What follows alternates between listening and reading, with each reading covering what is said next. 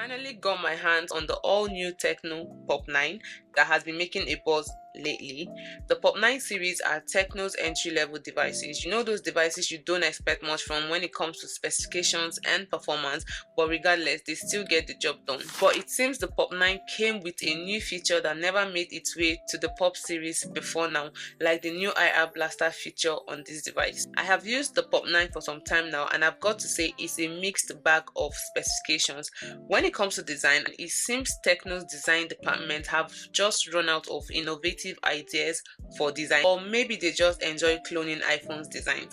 Either ways, this could be a good option for those who want to own something similar to the iPhone in terms of design. It still packs similar specifications as its predecessor, the Tecno Pop 8, aside a slightly better chipset, the new IR Blaster Android 14 and the 15 watts charging it now supports. These aside, you'll still find a 6.67-inch 720p LCD punch hole display with dual speakers, a 3.5mm headphone jack, a dual SIM and an external storage slot, and a side-mounted fingerprint sensor, which are pretty standard for an entry-level device. The back and frames of this device are completely plastic, and it does a good job hiding fingerprint smudges, except the camera island that is a dust and fingerprint magnet. Powering the Pop 9 is the Unisoc T615 chipset Android 14 Go edition with a 3GB or 4GB of RAM and 64GB or 128GB of internal storage space. This device supports up to 4.5G band, which is in between 4G and 5G.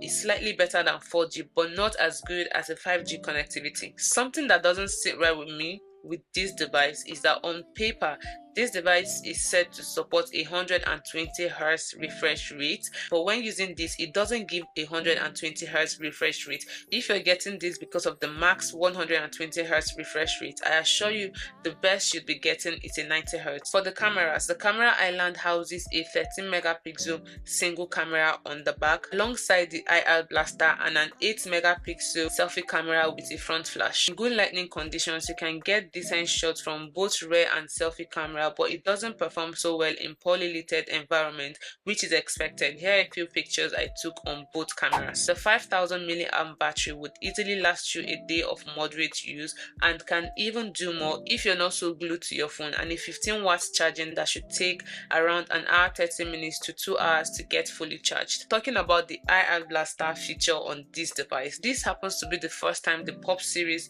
would be supporting this feature. I tried this using an AC and it actually works just fine. On paper, this device is IP54 dust and water resistant. For the pricing, this device has a starting price of 114,000 naira for the 64GB and goes as high as 132,000 naira for the 4GB of RAM and 128GB of internal storage space. Now, I wouldn't exactly refer to this device as a budget entry-level device because its pricing places it almost at the same level with the Redmi 13C, the Spark 30C, and even the Infinix Hot 40i, which are all a better option compared to the Pop 9. But if you're on a budget and would want a basic smartphone that handles your day-to-day activities without much hassle, the Pop 9 might just be on the list of devices you want to consider. If you already own a Pop 8, upgrading to a Pop 9 might not really be necessary because the upgrade does not justify the switch. Unless you're a big fan of the IR blaster or want to experience